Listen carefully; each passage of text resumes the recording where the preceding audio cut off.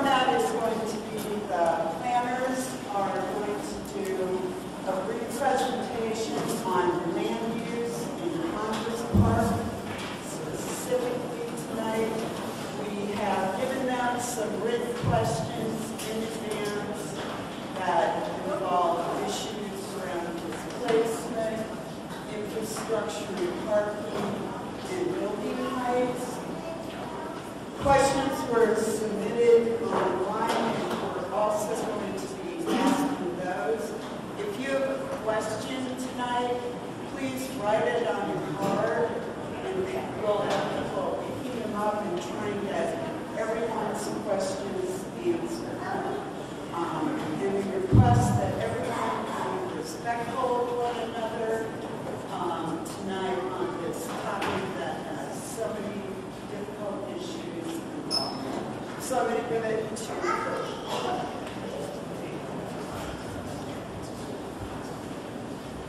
Hi, good evening. How are you? Happy New Year.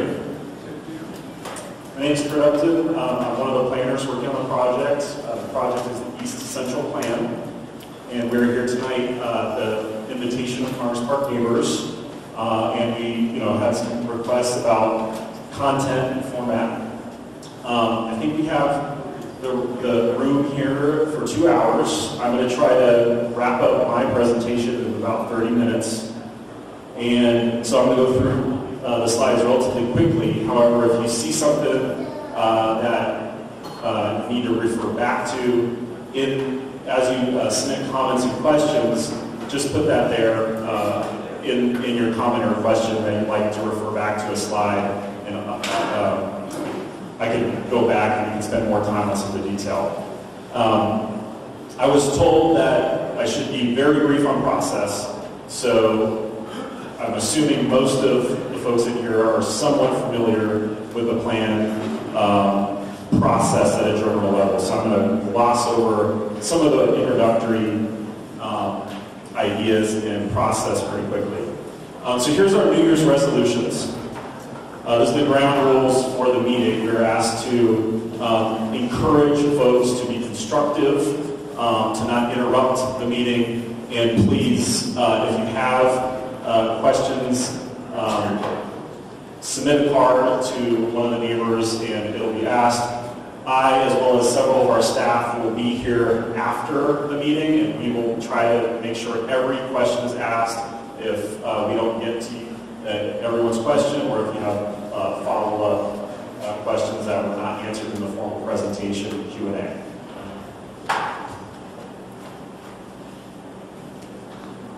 Okay, so brief overview of the process. This is what we're going to get in tonight. I'm going to focus on the land use recommendations, particularly as they relate to the Congress Park neighborhood. I will first talk about recommendations related to mixed use or commercial areas, so primarily Colfax.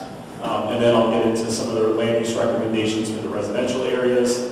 And we'll touch on affordable housing depending on the questions that come up. That's a separate section of the plan for land use, but some of the questions that have come up are related to affordable housing, so we're prepared to briefly discuss those or get into more detail as the conversation evolves tonight. And then we'll have the Q&A. Here are the boundaries, 6 neighborhoods, bounded by Broadway in Colorado, generally 23rd Avenue in the north, and 7th, 8th, and 6th in the south. Why do we do plans? Well, the key to remember here is this is a long-term plan. 20 years we're looking out into the future, and plans will then guide decisions such as zoning, infrastructure, and city programs like affordable housing. So basically, we articulate long-term outcomes based on draft recommendations that attempt to achieve those outcomes. That's in a nutshell what plans are supposed to do. We plan comprehensively, so we organize the plan in 6 topic areas. Equitable, affordable, inclusive. It has to do with equity and affordable housing and displacement. We talk about land use, transportation, open space and parks and trees, and then what we call healthy and active infrastructure. So those things like recreation centers and making sure that folks have access to healthy groceries and those types of health-related outcomes. So we've been at this process for about 2 years, done quite a bit of outreach. I believe this is the 8th Congress Park neighborhood meeting we've been to during that process. But we've had thousands of people weigh in on this process. We are in this last stage where we have a draft plan out for community review, and I'll talk a little bit about if you haven't had a chance to comment on that. We have a website I'll share with you, and the deadline has been extended to February 5th. We also have some of that same information here behind you on the boards that you can provide comments on a sticky note or talk to one of us during this meeting as well. That's the website. I'll leave that up at the end of the meeting, but it's essentially the city's website, denvergov.org/East Central Plan. Okay, so in a nutshell, what are we trying to achieve in East Central from a land use perspective? And this is based on common themes we've heard throughout this process. People like the fact that East Central today is a walkable and pedestrian-friendly place. They would like to see that continue into the future, to become more walkable and more pedestrian-friendly. A mix of buildings, uses, building scales, heights, materials, design, historic and modern, so a diversity, a balance. Neighborhoods that are well-connected and diverse, complete and cohesive, and we'll talk a little bit more about what these words mean later in the process and how we're interpreting this. Commercial hubs that have a bustling Main Street feel, again, more of that pedestrian-friendly commercial areas, less so than more of your auto-oriented suburban type of pattern. A diversity of residents and housing options, and finally, neighborhood schools that are successful and thriving in a family-friendly atmosphere. So from a land use perspective, we kind of have 3 objectives in achieving some of those long-term outcomes or vision statements. One is to direct growth responsibly, maintain the character of the area, and address displacement and affordability. And so some of our recommendations are directly focused on some of these main objectives as they relate to those long-term outcomes. And if you pick up on this, it's a balance. Some of these things have to be balanced: growth, preservation, equity, affordability, and new development. So first I'll touch on mixed-use areas. So primarily these recommendations relate to Colfax. We want to direct growth to appropriate places, achieve some desired community benefits. I'll talk about what we've heard in terms of some of the priorities that people have told us they'd like to see moving forward, and ways to preserve character and ensure a higher standard of design of new buildings as we move forward. So, high-level goal in the city is to direct, as most of you know, we're a fast-growing city, and the goal is to develop most of that growth, or direct most of that growth, to locations that have high access to high-quality transit. So Colfax Avenue in particular is planned to be a high-capacity transit service. Colfax Bus Rapid Transit is being designed and moving forward and has funding. And so Colfax is a key corridor where we're trying to direct growth. Colorado Boulevard is also one of those high-capacity transit corridors. And so citywide, as articulated in one of our plans, Blueprint Denver, which directs a strategic growth strategy for the city, articulates a vision that has growth centered around these transit stops. And so for the East Central area, the projections are about 7,500 additional residents, households moving into the East Central area over the next 20 years, and about 12,000 jobs. And this plan has a goal of directing most of that additional growth to these mixed-use corridors like Colfax and Colorado that have high-capacity transit services. What we've also been very mindful of is affordability and the effects of an increasing population and more demand for housing in Denver and how that relates to growth and development. So we've done a lot of analysis and study on affordability. One way to measure affordability is what we call cost burden households. And a cost burden household means a household that spends more than 30% of the household income on housing. And so it's a measure of affordability. And as you can see from this map, the darker shades are where people, these are existing residents in East Central, are spending more than 30% of their family income on housing today. So in Congress Park, which is right here on the map, generally people are spending between a quarter and a third of their income on housing today. And so we have some issues in Congress Park today of a lack of affordability of the residents who are struggling to pay for their mortgage or their rent. We've also mapped locations that we call vulnerable to involuntary displacement. And this means that rents are rising to a point where you have to leave because you just cannot afford the rent any longer. And so we've identified certain locations within East Central that have a disproportionate amount of renters and folks who have lower incomes and lower educational levels as being at particular risk for rising rents going forward in the future. And so our strategy has been mindful of what can we do about stabilizing residents who want to stay in this East Central area, knowing that our city is growing and rents are climbing into the future. So here's what we know today. When we did the math of who lives in East Central and how much things cost in terms of housing and rents, we've estimated that we need about 6,000 affordable housing units today to meet the demand that there is today. So that's not projecting out in the future, that's the housing shortage today for lower income folks in East Central. And by lower income folks, it's important to know what that means. It doesn't just necessarily mean someone who's unemployed. It means people like home health care aides, kindergarten teachers, ambulance drivers, all of those occupations that are essential for our city and are important for residents in the East Central area are having trouble affording housing in the East Central area.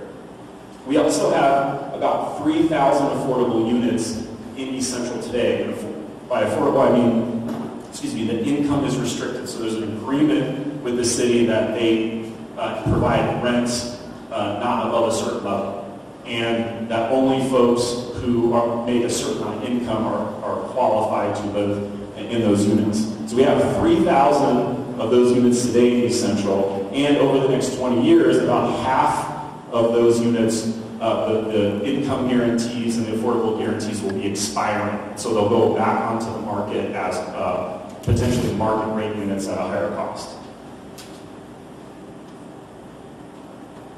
So here are some of the policies. I told you I'm going to go through these quickly. I will come back to these if there's specific questions.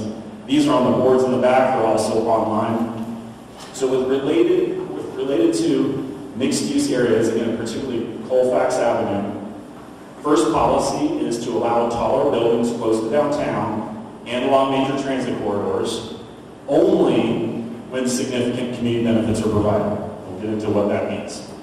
That's a little different than what the city of Denver has done in the past, and actually most cities have done around the country and the world when there is a high-capacity transit service being planned. Generally, the urban planning practice is to just allow more growth around those stations so that more people can benefit from that service. And it has benefits for reducing pollution, climate change pollution, and traffic. So that's a practice that's called generally transit-oriented development. That's been a planning practice in the city of Denver and frankly all over the world for a number of decades. We're actually not doing that practice with this plan. We're not just upzoning heights along those transit stations just to encourage people to live next to them. What we're saying is you only get that additional height if certain community benefits are provided. So this is in response to a lot of the feedback that we've gotten throughout this process that we need to ask more of developers and they need to contribute more to some of these community issues that have come up through growth and development. The second one is to encourage higher quality design and character preservation in these mixed-use areas. So raising the bar for design quality for new development. Reduce regulatory barriers to make it easier to reuse existing buildings that contribute to the character of Colfax and offer a higher level of protection for significant buildings. So I'll show some images of buildings along Colfax that we think contribute to the character of Colfax based on what we've heard. And we were surprised that many of them are not protected by historic designation. And so they're really at risk for being demolished. And so what can we do to help preserve some of those smaller, so think of some of the classic Main Street buildings in the Bluebird District, for example. They're like single story. Most of those buildings are zoned for much greater heights today. So what can we do to help encourage preserving those buildings? Oftentimes it's really hard to change uses and get different tenants to come into those buildings because of a variety of regulatory issues. And then lastly, to encourage new development to provide community benefits adjacent to transit stations, and to create a program that links potential increases in building heights or flexibility in zoning in specified areas in exchange for public benefits. So not just height increases, but also flexibility in zoning standards. And we'll get into what we mean specifically about those later in the presentation. So here's an illustration of a potential multi-story project. So with affordable housing, you can get greater height. If you don't provide affordable housing, you don't get greater height. That's essentially it in a nutshell. So does this work? Well, other cities have actually employed the same incentive strategy where a density bonus or a height bonus is allowed in exchange for community benefits. Seattle, Los Angeles, and San Diego all have a version of this program. And so mostly is focused on affordable housing. Los Angeles gets about 20% of units in the station areas close to their light rail system and BRT system as affordable. That's translated to about 4,000 units. And other cities have done as well. We actually have implemented a version of this in downtown Denver, and as well as at the 38th and Blake light rail station. We also have this as a strategy: is how can we get community benefits for increasing height. Other community benefits besides affordable housing that we've heard are particularly important in the central area. Number one, significant public open space, so not private open space, public open space. Keeping the locally owned, small, independent culture of businesses, particularly along Colfax, but then also in our neighborhood nodes like 12th, 17th, and other locations. And also community serving uses. So that means things like affordable groceries, affordable daycare, some of the missing basic amenities for a complete neighborhood is also something that people have a high priority in obtaining from new development. Here's an example of, this is an illustrative concept of a publicly accessible open space, perhaps on the National Jewish campus as it redevelops along Colorado Boulevard, which could provide some open space in a gap in Congress Park where there's not really good access to open space today. So how can we save buildings we love where everyone wins? So this is an image of Tom's Diner. Everyone familiar with that conversation that happened in the community?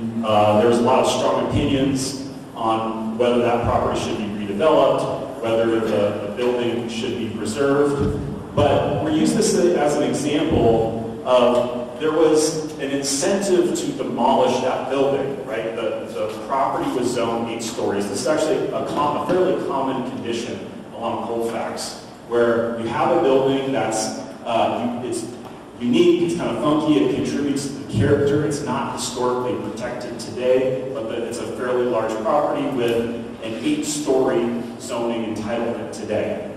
And so one of the ideas that we've put out in this plan is how can we create a win-win situation with this condition? So one strategy is to create what we call a TDR, which means a transfer of development rights. And essentially what that means is you identify certain buildings that should be preserved, and you identify other properties that are more appropriate for a greater height. And essentially you set up a system where a transaction can occur between property owners where one agrees to preserve a building or reduce their height on one property, and that height gets transferred. So that's a transfer of development rights to another property where it's more appropriate for that additional height. So it's a historic preservation tool and a way to better balance out the corridor in terms of the existing entitlements and the existing heights that are there today and where new height should go from a neighborhood compatibility standpoint. So here's the images I mentioned. All of these buildings are on Colfax. None of them are historically protected. All of them have greater height entitlements today than the current building, which means there's an incentive, a market incentive to tear these buildings down and redevelop them.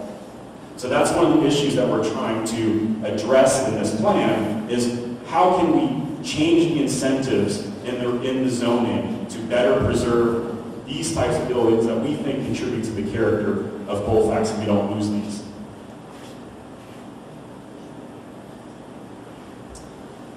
Another recommendation that we've heard a lot about is what we call transitions. So transitions means the location of land between a commercial property and a residential property. How commercial areas or mixed-use areas transition to what we call lower intensity residential use, right?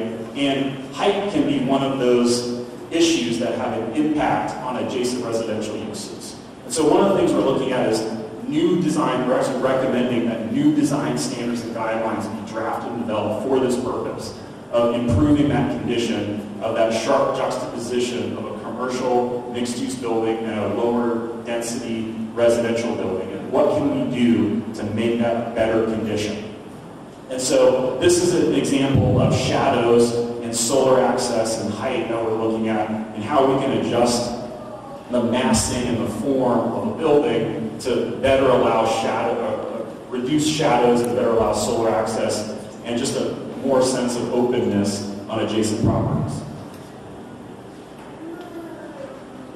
Here's another example of a step down. And so instead of having a dense commercial building directly adjacent to a single unit house, there's a gradual transition of maybe a row house or a duplex and then a single unit house as a way to transition that intensity down to the neighborhood.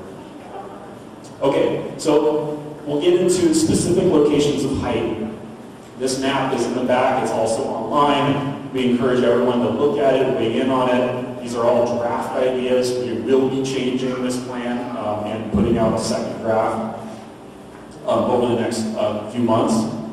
And so one thing to remember if you're looking at this map online or in the back is that all of these colors on the map represent existing heights today in terms of maximum zoning heights, with one exception, the properties outlined in pink. So only the properties outlined in pink are those that we think additional height might be appropriate if community benefits are provided. So here's Congress Park. We are recommending in the draft plan that 5 properties be eligible for increased height with community benefits. So that's about 19% of the Colfax frontage would be recommended for additional height in exchange for community benefits. And that leaves, obviously, 81% of the Colfax frontage in Congress Park at the existing zoning height. None of these properties that are recommended for additional height increases are adjacent to single unit zone districts.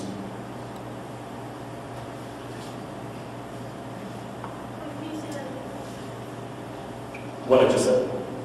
None of those properties that I showed that would be eligible for increase in height are adjacent to single unit zoning. So here are the properties. So here are 4 of the 5 properties. So this is Colfax, right from east to west in the center. These red properties are the ones that we've identified in the draft plan that may be appropriate for additional height. How do we identify these? We we had a list of screening criteria. One was lot depth. So lot depth means the dimension between Colfax and the backside of the property adjacent to residential. So a larger lot depth are the ones that we've identified as being more appropriate for height. These avoid some of those character-contributing commercial buildings that I showed in the previous slide. And they're generally close to future transit services. Some of them are underutilized, like the auto dealership at Garfield, and have large service parking areas.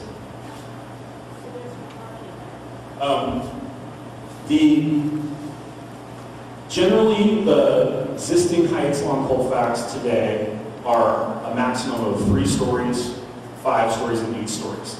And so what this recommends is that if community benefits are provided, they would be eligible to go up to the next height zoning category in our zoning code. And so what that means is if you have a 3-story zoning property today, that would go up to 5 stories. A 5-story zone property today would go up to 8. And an 8-story property, which there is one in the Congress Park neighborhood on the next slide, right out here at York and Josephine, that is currently zoned 8 stories, and the recommendation is to go to 12 for that property. So generally what we're seeing, even with that zoning today, so again, this zoning is in place 3, 5, 8, 12, and even 16 and higher as you get closer to downtown along Colfax.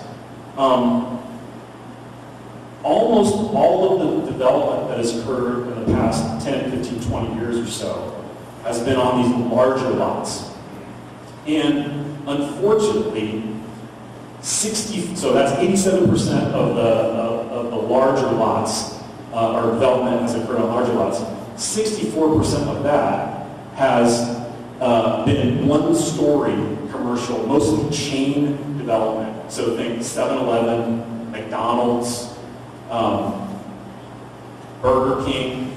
So Burger King was built on an 8-story zone property. Another example is the Chase Bank that's going up, 8-story zone property. So that's what we're seeing. So it doesn't, just because you have zoning doesn't necessarily mean that it's going to be taken advantage of. There has to be a market for it. Okay, that's mixed use in commercial areas. Now I'm going to transition to residential areas. And the goals for our residential areas are to preserve neighborhood character, provide a variety of housing options, and to help prevent involuntary displacement of low-income residents. So first policy, encourage renovations and additions instead of demolition in residential areas. Encourage preserving buildings in low residential places, so that means single unit and 2-unit places. And expand housing options in neighborhoods. Retain the character of high, medium, and low medium residential places, so that's more Capitol Hill, so the more apartment buildings, higher density places. And facilitate compatible infill development.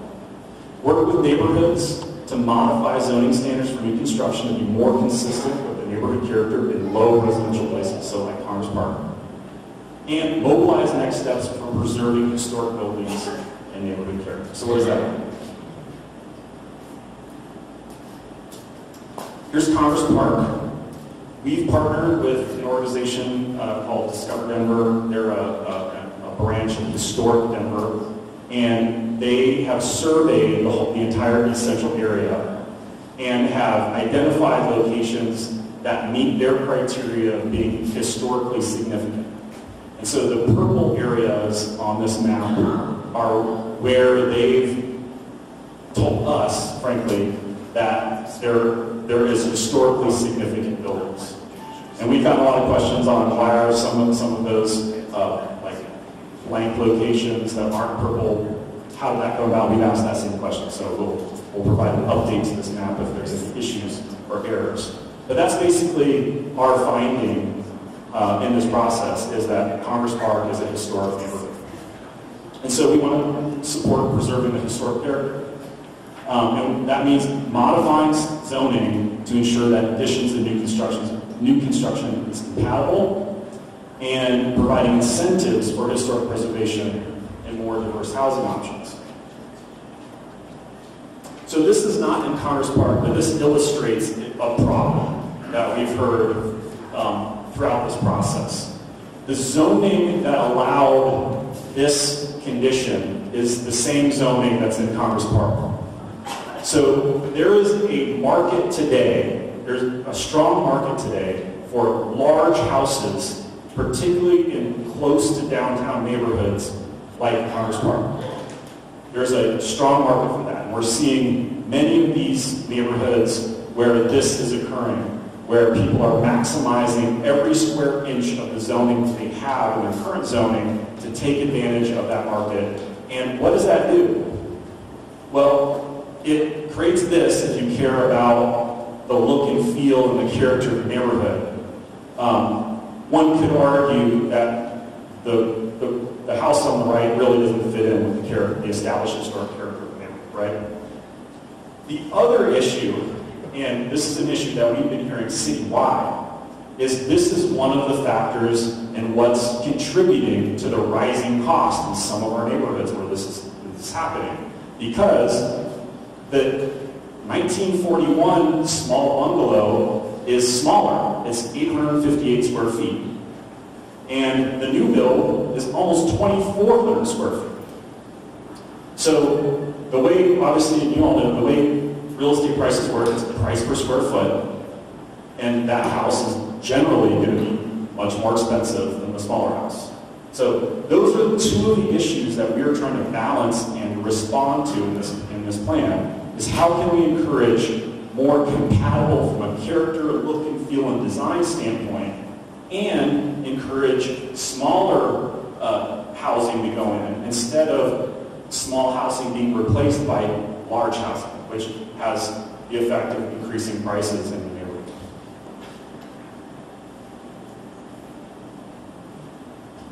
So one way that we are proposing we do that is we look at single unit areas where this zoning is in place that encourages, frankly, demolition and redevelopment of larger housing. And we try to change that incentive that's in there today. And what we're proposing is that criteria be drafted, so things like lot size, age of the house, is it adjacent to commercial area, is it close to high capacity transit, and select some of the properties within a single unit area, not all of them. In fact, we recommend that single unit areas today remain primarily single unit in the future. But we think some smaller units in the form of 2-unit or duplex housing can be thoughtfully integrated into a neighborhood in a way that preserves character and provides some additional affordable housing options. Now, because Congress Park is identified as historically significant, we want to do that a little differently than it may be in some other neighborhoods. What we are saying is, if you want to add a second unit to your property, and your property qualifies, meaning it meets criteria that would allow that to happen, you would need to preserve the house. And what does preserve the house mean? That means preserve it like it's historically preserved, which means you cannot demolish the house. That's the way our historic preservation ordinance works. Unless you're doing something like an addition or modification that meets specific design guidelines. So that is the policy that we are recommending for Congress Park, is that if you're, again, I'll say it again, if your lot meets the criteria for one additional unit, you would need to permanently restrict that property from being demolished.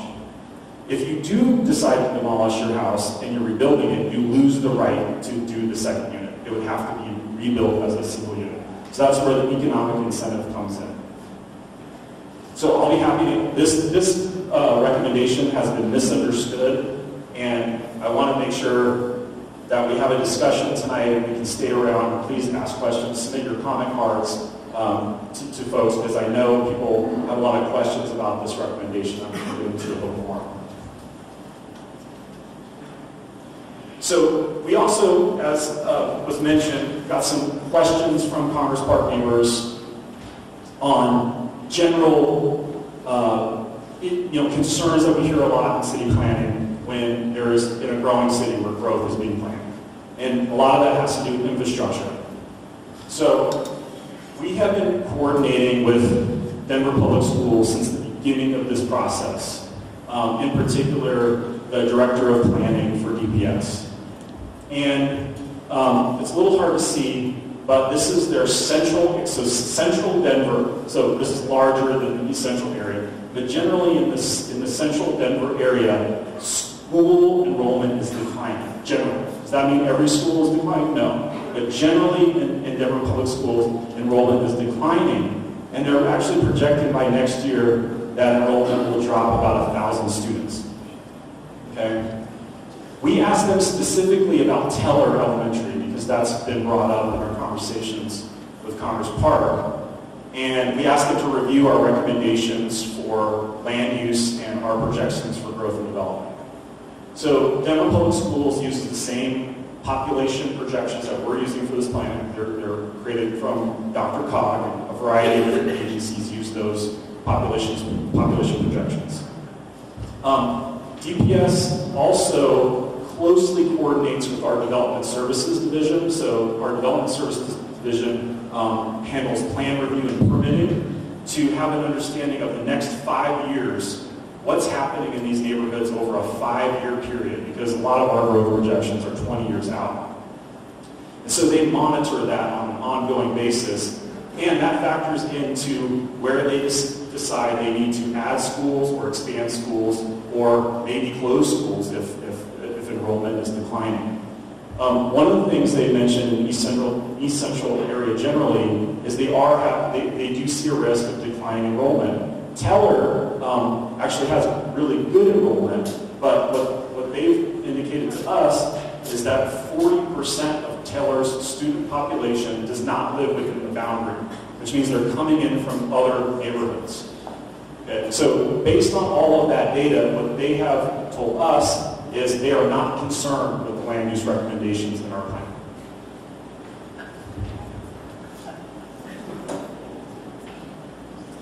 Another question that's come up is parking. And this is a common issue. In particular, what can be done to help preserve on-street parking? That's what a lot of folks are concerned about. As growth and development occurs, how can we make sure that some on-street parking is provided? And I'm going to be honest and frank, in a developing urban neighborhood, one of the issues and trade-offs in particular is there will be impacts to on-street parking. I'm not going to come up here and say, oh, on-street parking will forever be easy to get. That's just probably unlikely, okay? But there are things that we can do to help with that situation and mitigate and help improve that condition.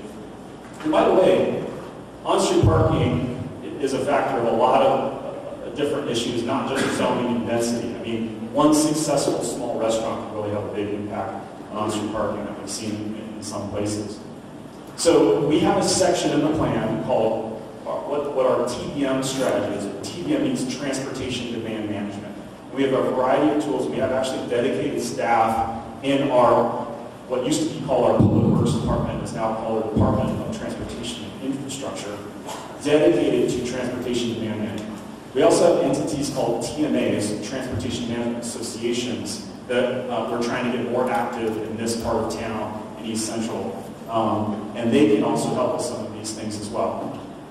So, a variety of techniques, managed parking. So, how can we help with car sharing parking, providing employees discounted or free transit passes, particularly on large employers like schools or hospitals, where they get more of their employees to take alternative modes of transportation. This has been very successful actually in the Cherry Creek area with some of the hotels and other major employers there.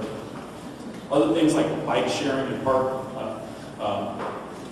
bike sharing memberships and discounts, car sharing. There's a variety of tools that we can use to help manage transportation and reduce driving and parking generally. So that's one of the strategies that we employ. And there are others that we can get into as well. And we'd be open to hearing some feedback on that also have trade-offs, like, for example, permit parking. Residential permit parking is something we've done in some neighborhoods, like in Baker, and we're open to have those discussions here. We're not specifically recommending permit parking because there is a mixed opinion on it, but we're open to hearing some ideas about that as well.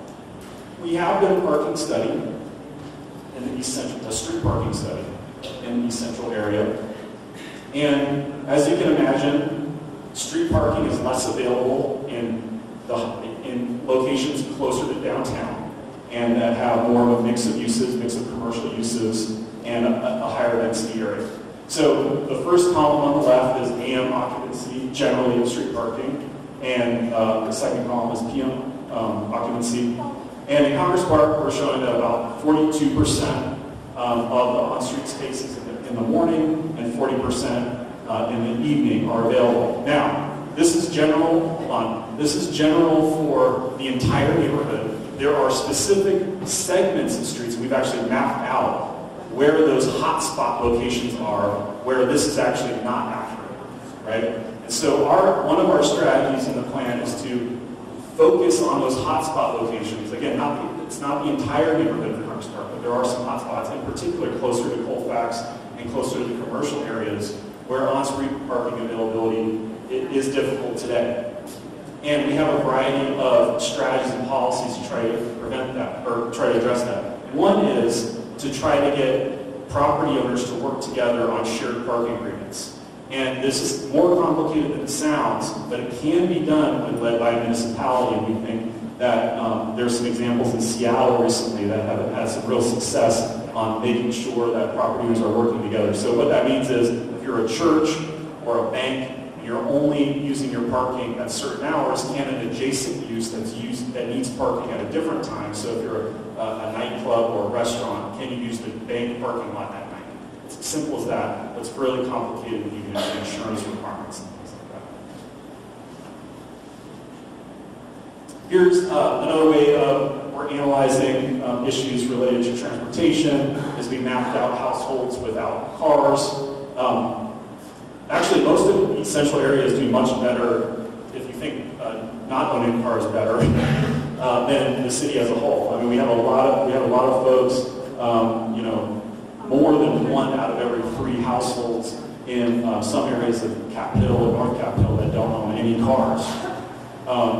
In Congress Park, there's about 17% of households that don't own cars in sort of the northwest quadrant, 9% in the northeast, and 2% in the south, which, as you can see here, there's a pattern, right? In sort of the land use availability and adjacencies of destinations, you see more folks who don't need cars than in like single unit areas that aren't as close to the commercial properties. Okay, I told you I was going to be brief. I have actually a whole bunch more slides that I'm not going to present. I know. But I want to make sure we have enough time, and if there are some questions and comments related to some of the slides that I haven't showed, I'll bring them up. So I think we're going to open it up now for Q&A.